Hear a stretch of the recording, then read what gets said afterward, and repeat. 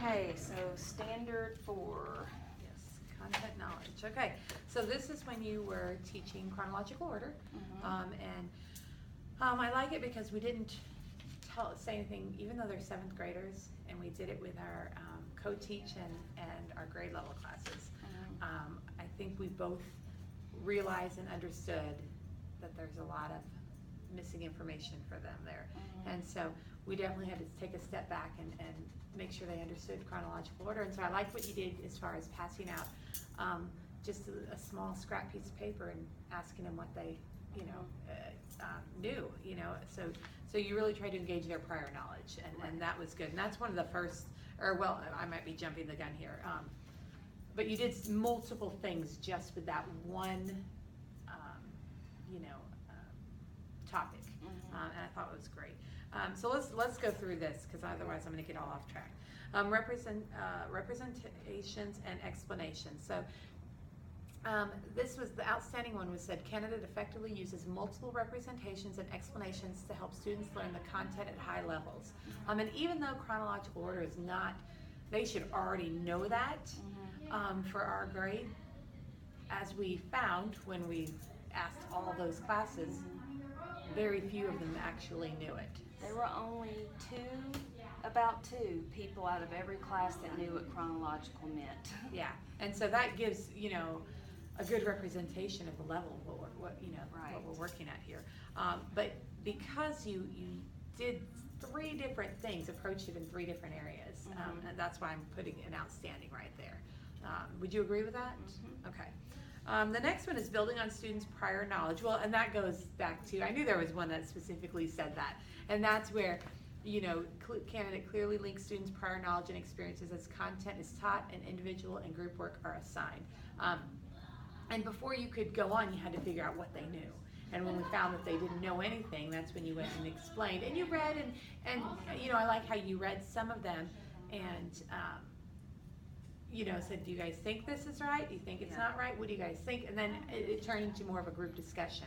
And so that really worked out. And that led easily into the actual lesson. Well, I feel like I'm becoming more comfortable with going with the flow, and once I start something, just following it through and walking through around like we talked about before, but just engaging them. And like you said, I didn't know I was going to start reading those and giving examples, but it comes more naturally to me now, and that's what I really needed, because once it comes naturally, I get more confident. Yeah.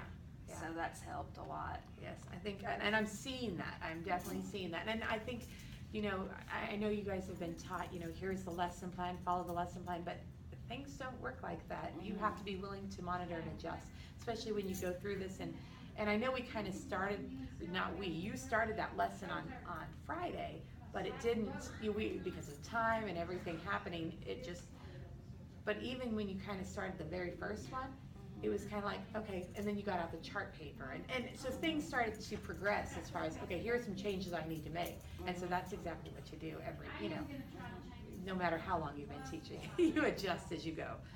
So that's a great job. Instructional resources. Candidate evaluates and modifies instructional resources, and there I just led into that, to ensure they are comprehensive, accurate, and appropriate for students. Just a minute. I'll be with you. I'll come back to you in a minute. Okay, thanks. Yeah, and that's like my example of the chart paper. You totally monitored and adjusted according to what the needs were of the students. We found that, just as you did, even though the co-teach is supposed to be the one that struggles a little more, we both know they don't, but you saw that, and you generated the list according to what the kids were saying on the board, on the chart paper, and then you pulled it back up today so that they could, recall the information, which was really good. And I felt for the first time more comfortable, or just comfortable in general, with the chart paper being there and listing things, listening to them, writing while I'm doing it, and also reading it out loud while I'm writing, and maybe changing some of their wording. And before, I used to be very conscious of what I was writing and I don't know how to explain it. I was just stiff, and I felt more like a teacher as I was writing these and changing things and adjusting things when I needed to. So it felt more natural. Well, it worked. It definitely worked well. Student misconceptions. Candidate recognizes student misconceptions about the content and redesigns lessons to correct them. And again, I think that goes back to, when you start having a lot of questions about what's happening, what do I do? What do I do? What do I do? Well, those ones. I mean, you had one who did that, but it was because he wasn't paying attention. And he even said, I wasn't paying attention. But we both know that was, a daily issue with that one. So that's, nobody can hold that against you. But I think, again, having that happen in one class, okay, I need to address this better. I don't have to say so much on this. I think that's just an important, thing to learn from. And I do that. I mean, it's like, oh, I went way overboard on that. I can back off on that, Well, that's the great thing about middle school and having several classes to be able to change and adjust your lesson. Right. You don't just get one try. Right. So I like that. Yes. But you almost wish that the classes could flip-flop. Yeah. And so that sometimes that first class would get the best of you at the end. Right. Yeah. Yes. So I give you a 4 on that one as well, because I mean, it was just a great lesson overall. Technology for instruction. On this one, on this specific one, we didn't really use any technology, but do I have to keep? Go ahead. What were you gonna say? I was just gonna say that I do use Google Slides sometimes, Right. but especially in Tools for Learning. Yes. But I do feel I can incorporate it more in the language arts classes. I would like to incorporate Right. it more, so I'll try to do that. Okay. And see, that's what I was gonna say is, but in Tools for Learning, but for this standard, I'm not sure, so I'm gonna ask you. For this standard, for each standard, do we just focus on the one lesson, or can it be like overall? Like, because for Tools for Learning, I would definitely say a 4 on this, absolutely without that. On this one specific lesson. It's supposed to be you applying that standard to everything that week, incorporating it into everything that you teach that week. Then I would put it here, I would put it as the outstanding, as the 4, or did we number them? I can't remember. Yeah, as the outstanding, because I'm thinking of what you did with the slides and the video, the links for the Tools for Learning.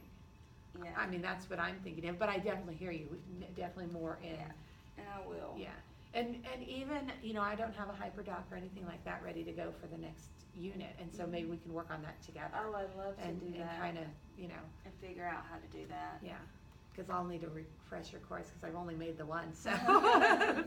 All right, so I think as long as I don't have to just keep it linked just to that one, because you can't do every single thing in one lesson. Yeah. But, be realistic, and so, but I think overall that's definitely. Academic language. Canada introduces academic language as appropriate in teaching the content area and provides opportunities for students to practice using the language. Canada uses multiple opportunities for students to master academic language in the content area. What are your thoughts on that? Academic language. Maybe I don't know what they're talking about when they say academic language. What would you? I'm guessing maybe chronological order. That's what they're talking about. Okay. Yeah, they're talking about chronological order, sequential. Yes, so you totally did that. Creates multiple. I had to stop and think. Students to master academic. Well, multiple opportunities. You have 3 different opportunities to master that. So wouldn't you think that? I would do an outstanding for that one too. Yeah, that's what I would do.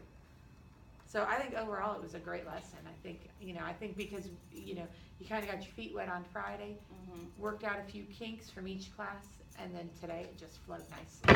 Good. Thank you. I appreciate that. So it was good. Well, it's getting more and more comfortable and easier. So. Very good.